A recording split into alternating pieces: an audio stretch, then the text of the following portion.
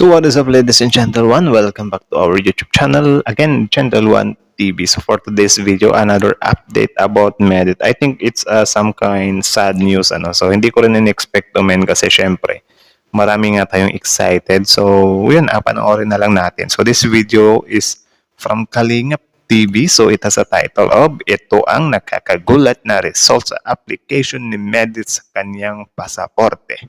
Kalingap Rab latest vlog. So medyo kinakabahan ako dito, men. So wag naman sana yung iniisip ko. So yun, ladies and gentlemen, before we start, Kalingap TV, support nyo. Also, Leche Flan Girl Vlog, support nyo rin. Tapos yun, syempre, our YouTube channel, Gentle One TV. So like, comment, share, subscribe. So ladies and gentlemen, without further ado, let's watch this video together. Again, the title of this video, Ito ang nakakagulat na result sa application ni Medit sa kanyang passport. Kalingap Rab latest vlog. Nako, medyo nakakalungkot pala tong video na panonoorin natin. Pero yun, again, tuloy. Ladies and gentlemen, without further ado, let's watch this video together. Start. Pero yun, hindi natin control ang mga bagay-bagay. Sad to say, pero yun, hindi natin control ang mga bagay-bagay. Nako, ano naman to? So again na. Sad to say, pero yun, Sad to say. hindi natin control ang mga bagay-bagay. Sad to say, Ouch. pero yun, hindi natin control ang mga bagay-bagay. Nako. Intro pa lang So alam naman natin kung sino yung may control. Sino? Yeah, God. Si God lang talaga, men. So kung ipagkakalob niya sa atin, ipagkakalob niya talaga yan. Pero if ever hindi pa yan yung perfect time, then hindi pa talaga. So yeah, Ito ang nakakagulat na result ng application ni Medit sa kanyang passport. Magandang araw sa inyong lahat mga kalingap, sanay hindi nyo po makalimutan na mag-like sa video na ito mga kalingap. like At the video. paunawa tapusin muna ang kabuuhan ng video na ito mga kalingap at para malaman ang nilalaman nito. At Watch maraming the video salamat till po end. mga kalingap sa pagpatuloy na pagsuporta lalo na kay Kuya Val Santos Matubang at Kalingap Rab. Also, Magamang Kalingap at syempre Miss Leche Flan Girl Vlog, support nyo rin. So yeah, huwag nyo kalimutan yan ha. Paabutin natin ng 100,000 subscribers si Kalingap, diba? Si Leche Flan Girl Vlogs o Medit. Ito na ang nakakagulat na result sa application ni Medit sa kanyang passport. What Pero is bago that? yun mga kalingap ay atin munang pag-usapan mga kalingap ang patungkol kay Medit mga kalingap. What is Naipagsabi it? nga ni Medit na sa taong ito balak ni Medit mga kalingap magkaroon rin ito ng sariling sasakyan mga kalingap. Wow. Bagay na hindi malabong mangyayari sa buhay ni Medit mga kalingap at bakit? Agree ako doon. Malabo talagang hindi yun mangyari kasi bakit? Kasi si Medit ay isang madiskarteng babae at yun, madiskarte siya. 'Di ba? Tapos yun, marami ding nagmamahal sa kanya. So sapat na yun, mabuting tao ka, madiskarte, tapos maraming nagmamahal na tao sa iyo. Sapat na yun. Also God. Sapat na yun para maabot mo yung mga pangarap mo, 'di ba? Basta parati nakatapak sa lupa ba yan. Nakalimutan ko yung parating basta something like that. Continue. Sa kasipagan ni Medit na maghanap buhay at mag-vlog ay maaring makakamit talaga ni Medit mga kalingap ang pangarap nitong magkakaroon ito ng sarili nitong sasakyan mga kalingap. Of course. Malaki talaga ang pangarap ni Medit para sa sarili nito at sa pamilya nito mga kalingap dahil nga ay pinagplanuhan na rin nito ang may magagamit siya na isang sasakyan sa pamamagitan ng kinikita nito sa kanyang pagsisikap sa buhay. Ang Yun. mga katulad sa ginagawa ni Medit mga kalingap ay kailangan talaga nitong may masasakyan na malaki mga kalingap dahil nag-charity na rin si Medit at mahirap kung maghahanap ka ng matulungan na motor lang ang ginagamit mo mga kalingap. Oo nga parang yun makakonsider din yun as investment niya if ever na yun nga yung gagamitin niya sa trabaho niya, di ba?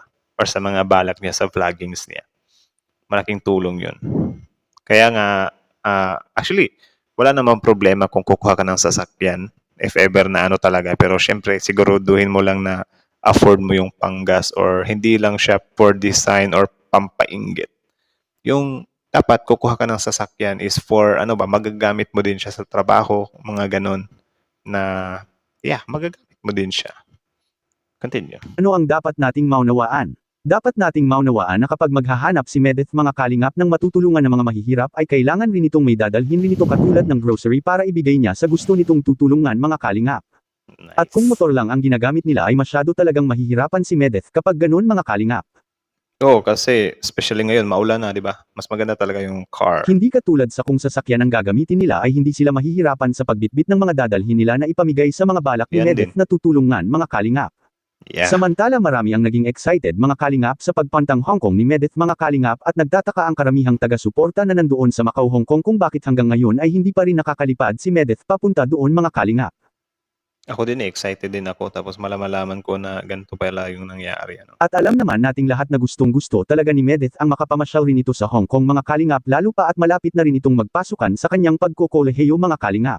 Kaya gustuhin man ni Medeth mga kalingap na madaliin ang paglipad nito ay wala talaga anya itong magagawa mga kalingap. Sobra Dahil pa namang naghahanda na ang mga taga-suporta ni BB Medeth doon sa Hong Kong mga kalingap at excited na silang salubungin si Medeth sa airport at ipamasyal ito sa magagandang tanawin sa Hong Kong at para masusulit talaga. So ayan, sana lang din sa mga kababayan natin na naghihintay kay Medeth dun sa Hong Kong na yun nga parang natatagalan kayo or naiinip kayo. Sana habaan nyo lang yung pasensya nyo at huwag kayong mainip kasi syempre pinaprocess pa nga ni Medeth, 'di ba? And then first time niya rin yung pumunta sa ibang bansa. So yun, huwag natin siyang habaan lang natin yung natin, men, pasensya. Tapos yun, worth it lang din naman yan if ever na makita nyo na talaga siya in person, 'di ba? Continue. Ni Medeth ang bakasyon nito sa loob ng 1 linggo, at ano nga ba ang tunay na dahilan kung bakit matagal ang result sa application ni Medeth? At What Medeth is it? pinaliwanag ang naging update nito makikita po natin sa video. Ako, I don't know kung 3 wheels ba o 4 wheels. Charis.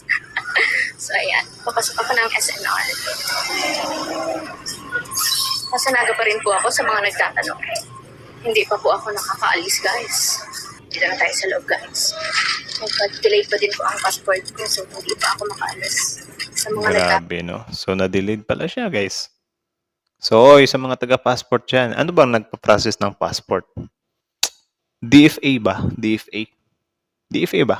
Correct me if I'm wrong, guys. I think DFA. tanong ng update, wala pa pong update, guys. Ba't wala pang Sad update? to say, pero yun, hindi natin control ang mga bagay-bagay. Yun. Siguro like everything happens for a reason. So, Diba? siguro may mga Everything happens for a reason. Tama yun. Grabe, ang broad ng pag-iisip ni Medeth. dahilan kung bakit nadidelay ang mga bagay. So, wala lang siguro. So, ayun lang naman, ladies and gentlemen. So, again, that video is from Kalingap TV. So, support nyo yan. Original video link is in the description box below. Also, our YouTube channel, Gentle One TV.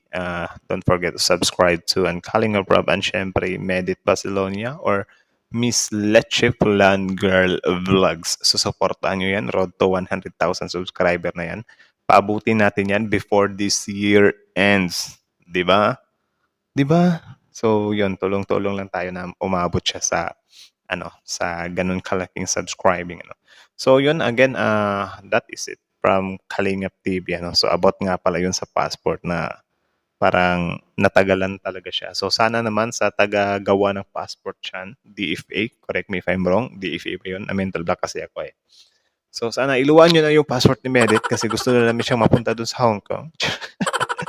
Sobrang demanding, So, yun, mga ma'am and sir from passport maker, pakibilisan po. Ibigay nyo na po yung passport ni Medith, please. So, yeah. Grabe. Grabe. Soon talaga, pag ako talaga makakapunta ng ibang bansa na.